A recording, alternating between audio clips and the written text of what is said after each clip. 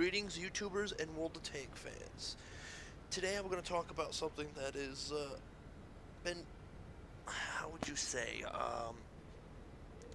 a bit of an issue that I've been seeing as of late in World of Tanks. And it's become rather bothersome, to be honest, and it really halts any progress in the game. And that is, in itself, is indeed what a lot of people complain about, is the matchmaking. A lot of people complain it's not fair to do this, it's not fair to do that, it's not fair to have this person seeing this type of battle with that many tier tanks, you're bottom tier all the time. That's all good, it's understandable. But I'm going to talk about something a little bit, I guess, off subject from matchmaking, but falls under matchmaking a lot. And that's basically chance to win and whatnot. A lot of people say the game is rigged. Oh, certain people will have an edge over other people. It's the matchmaking's rigged. That's this, that. You know what? And a lot of people just look at them and say, yeah, right, whatever. Just get good, loser. Get good, noob. Which, frankly, is just an example of how pathetically bad and toxic the community in World of Tanks is.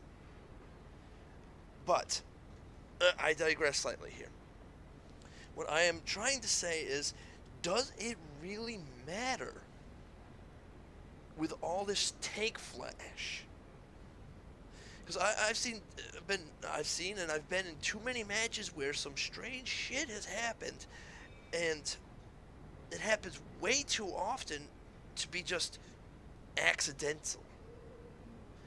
What I'm talking about is, does the inside, the core mechanics here, all the crap over here, all these numbers, you got a tank here, here's another tank over here, oh, there's differences between the tanks, the numbers tell the differences, but does it really matter?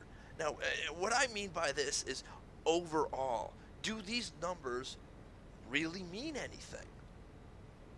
The reason I've been thinking about this is, I've been on this tremendously horrible losing streak since before Christmas. And I mean, we're talking playing 10 games and not winning a single one. Sometimes I've gone up to 20 and not won a single match. 20 matches back to back. Now, I've spoken to many players in the game, and they're like, oh no, you're making that up. And they're like, they try to keep the MM half of what your losses are and your wins. So if I played 50 games, half the 50 games at 25 should be wins, and the other 25 should be loses. Or losses, I should say. But seriously, that's not how this runs. Anyone who plays this knows right off the bat, there is no half and half to be involved. It literally is whatever the game throws at you. And that's what I'm here talking about today, is all this crap we see about the tanks. I think it's just flash. I honestly think, okay, here's the Matilda. It does 41 to 69 damage shell on average. Does that really matter in game? Does it? It may matter point-wise, but does that really contribute to you winning a match or partaking in help winning a match? I suspect that it really isn't. I think it's all this tank stuff is a flash. It's just flash to distract you from the real fact that the matchmaker dictates who wins, who loses. Now, we all see how the game starts up. You hit the battle button and you get thrown into a queue. The queue then gets sorted out to some degree, which I still find is rather pathetic, how they queue players into the match, but more on that in a little bit. But they throw you into a match, one side versus the other, 15 against 15. And from the start, I feel the match has already been determined by the matchmaking system the minute you hit the battle button and gathered into a queue with certain people if you're going to win or if you're going to lose. So where does the RNG fit into this equation? RNG is basically told by the matchmaker, yo, he's on this team, make him lose, make him win. And you can use whatever's at your disposal to make them win or lose.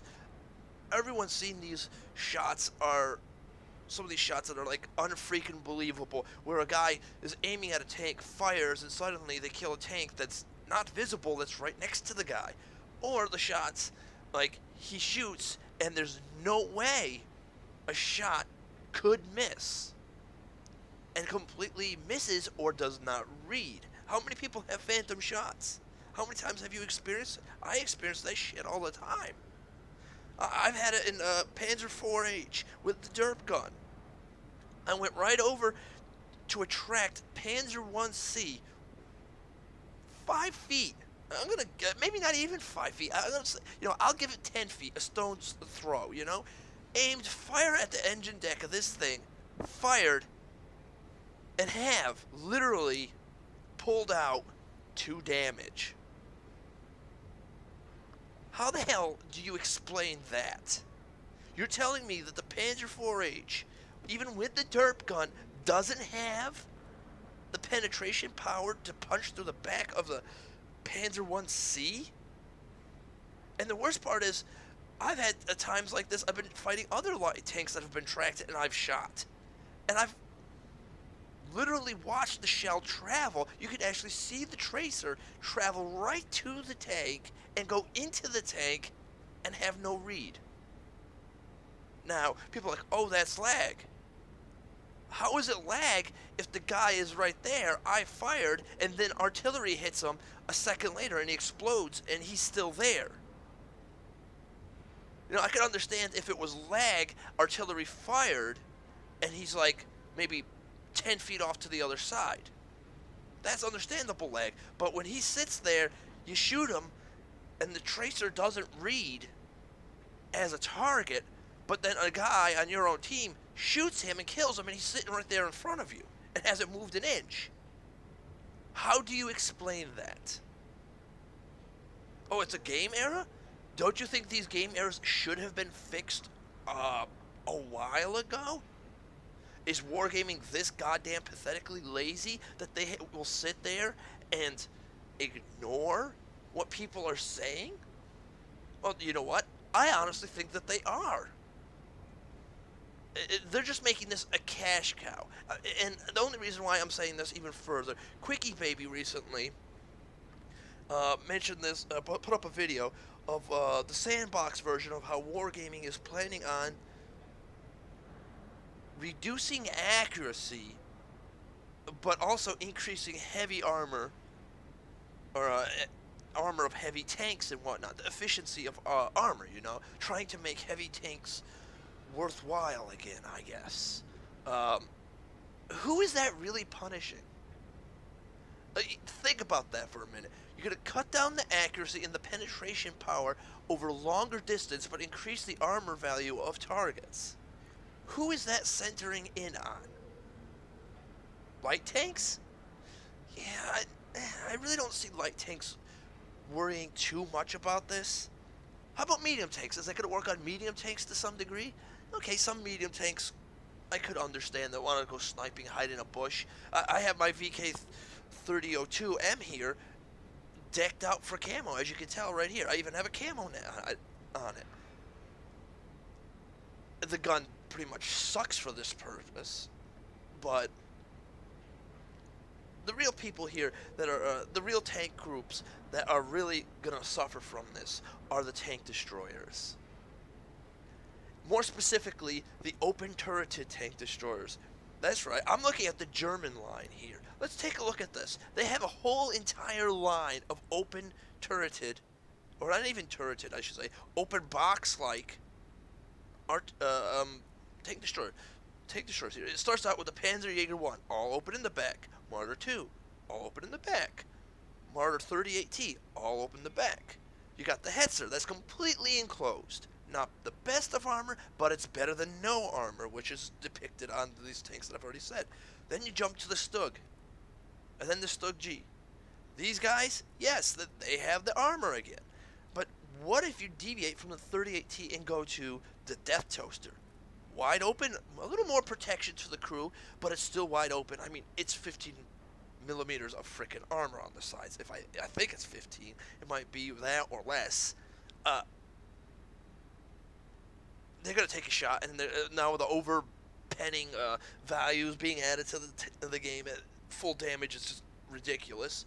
But here, once again, you're taking things like these open-ended, open-topped, or whatever the hell you want to call them, tank destroyers, whose main purpose in the game is to bring those kick-ass guns to bear and shoot targets from distances. They're not going to be up there going fisticuff with IS tanks. Are you kidding me? No way. They'd be dead in no time. These guys hide in the back, in the bushes. They rely on light tanks, medium tanks, or whatever the hell is going to spot for them to shoot a target at range. So effectively, they're going to be castrating this line of tank destroyers yet again. I've heard that they were nerfed on vision range. Then they got nerfed again on camo rating. Then they got nerfed a third time by Wargaming removing bushes. So basically, I don't know what the hell Wargaming is doing. So are they listening to what people are saying? No. But anyway, I am completely going off subject here. But I feel that battle button, the minute you hit it and get into queue, it is decided by some unknown factor which I do not know of, and most people probably don't know either, if you win or you lose. And honestly, it's I've had games where there's been only 2 people on the enemy team, and there has been literally 10 people on one side, and that enemy team beat the crap out of the whole side with just 2 people.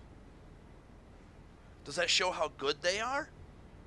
Or does it show actually that the matchmaking said this side's going to win, and the most shots that they pull and shoot at are going to do full damage or more, and their shots will penetrate and will hit targets. I've led targets before, then fired where shots should not have hit, and they have connected.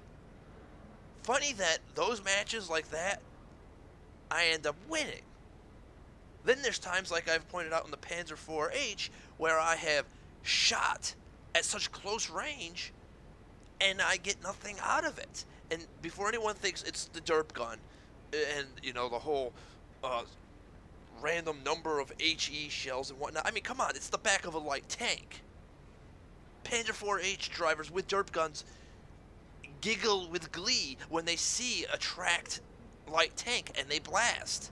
It's known, you know? But this is just very bizarre how the game says if you're going to win, you're going to win. If you're going to lose, you're going to lose. And to further back this up even more is, look at these landslide wins. Look at these landslide losses. How many more times do I have to play a game, play this game, hit the battle button, and find out that our side landslide lost, while the enemy side didn't even take one single casualty, and the match is done in 2 minutes? I mean, come on. And this happens a lot. Now, I don't know what else to say at this point, other than I honestly feel all this tank shit is to distract you clearly from the fact that the minute you hit the battle button, it's no different from being in a casino where you pull the lever on a slot machine and you wait for the little pictures to line up saying that you won money or you lost money. That is more on tune than this. This, usually you have to wait a few minutes to find out if you won or lost. And it's the trickery of thinking that you're actually taking part in this, when in the actuality of it all, the matchmaker, I feel, already has decided if you won or lost.